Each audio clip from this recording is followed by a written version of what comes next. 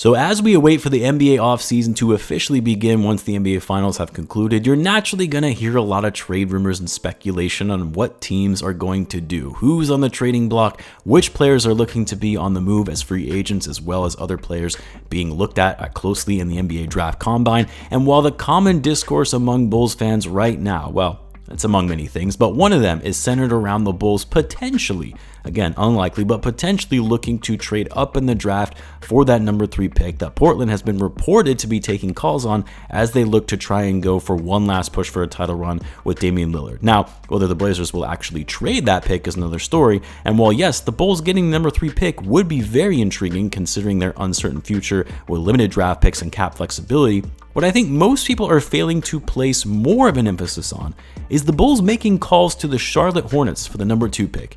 And while I know it sounds crazy and far-fetched, let me explain further in this video, and then I would love to hear your guys' thoughts on it as well. So what's going on, everyone? You're listening to Bulls Central here. Hope you're all doing well. Now, if you're following my second channel, N1 Hoops, which in there I talk all things NBA related, not just Bulls, link to the channel is in the description if you want to check it out, and I would really appreciate it if you gave it a sub if you like the content. But on that channel, I uploaded a video earlier this morning talking about why I believe the Charlotte Hornets are going to botch what they do with this number 2 draft pick, given the history of their draft selections and the current makeup of their roster, more specifically that of LaMelo Ball. And so I start with that because some of this is going to sound a little redundant if you caught that video. But as I was putting it together, it got me thinking, why would the Bulls not be one of the teams in pursuit of making a trade with the Hornets for the number 2 pick, or at least making a call to Michael Jordan and the Hornets to see if the number 2 pick is even available? And here's why. We all know the Hornets, as a franchise, has grossly underperformed over the past 2 decades. In 20 years, they have made the playoffs all but 3 times. In all 3 of those instances, they've lost in the first round. And part of that is due to the fact that they've made very bad draft selections. I mean, despite all of those years having lottery picks, and the best players they have to show for are Kemba Walker and LaMelo Ball, who have been their only 2 All-Stars in the past 20 years, is pretty bad. From drafting Michael Kidd-Gilchrist, 2nd overall, to Cody Zeller, 4th, drafting Noah Vonleh, Frank Kaminsky in the top 10, trading Shai Gilgeous-Alexander for Miles Bridges on draft night. Just brutal draft choices over the years. In addition, poor free agent signings, overpaying guys like Nick Batum and more recently Gordon Hayward, these massive contracts for players that aren't going to move the needle for them. And why? Well, I mean, some of it is a level of incompetence in the front office, but it's also because Charlotte is not a free agency destination. They never have been. It's a small market, and a small market that has shown little success since its franchise's inception. Like, it's one thing to be a small or mid-market franchise but have a history of success and winning like the San Antonio Spurs, but because Charlotte isn't a free agency destination, they're a team that has to overpay for bigger name free agents just to incentivize them to come there. Like Gordon Hayward knew, no one is going to be paying me this kind of money. Not when I'm injury prone and in my 30s. I have to take this deal. And for a franchise that has been struggling to get out of poverty and actually being relevant, I honestly would not be shocked to see them trade this pick if it means netting a ready-made and established all-star. Now, why, you might ask? Because with the number 2 pick, they could land themselves a future franchise player, presumably Scoot Henderson, who is projected to go number 2 on most mock drafts.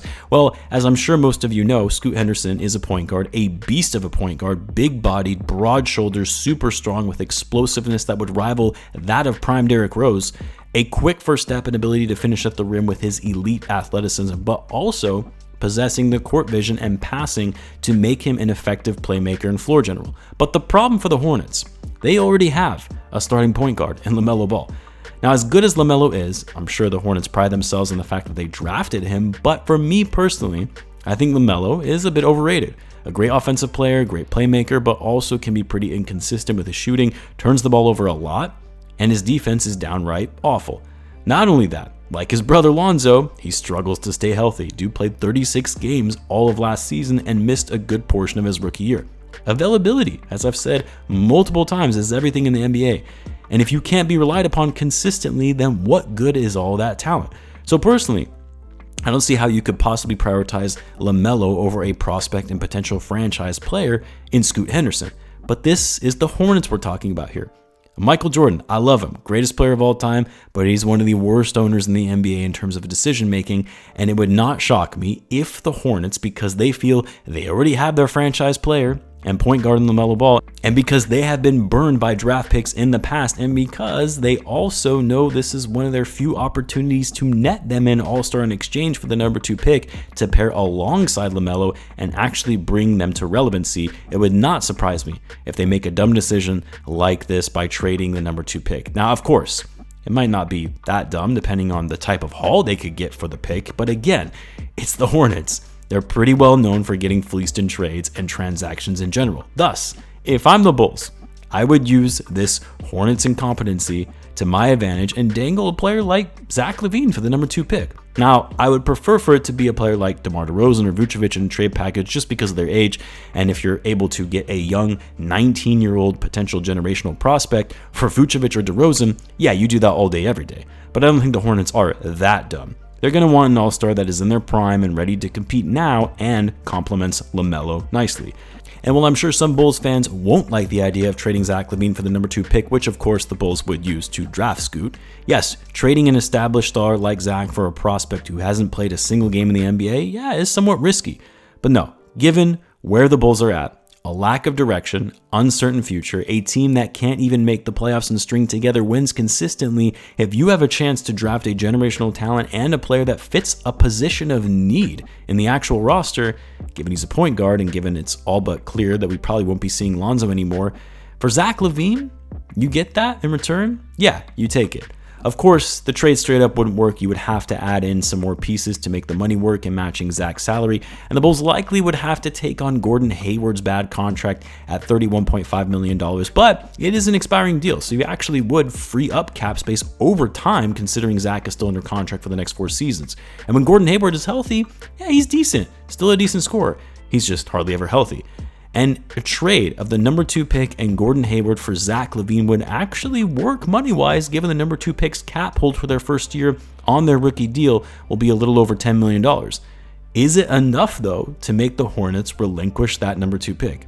I mean, maybe if a team like the Spurs or another competent front office, yeah, they would probably say hell no, but maybe you could pull it off because you're dealing with the Hornets. Honestly, the Bulls probably would have to throw in that lottery protected pick from Portland to make it worth it, because this number 2 pick, should the Hornets be looking to actually trade it, are probably going to be getting better offers for it than Zach Levine and getting rid of Hayward's contract. But that's why the Bulls should be trying to pursue this now, to plant that seed in the Hornets' mind to say, hey, maybe they should consider moving the pick and offering them a package before the rest of the league can outbid them.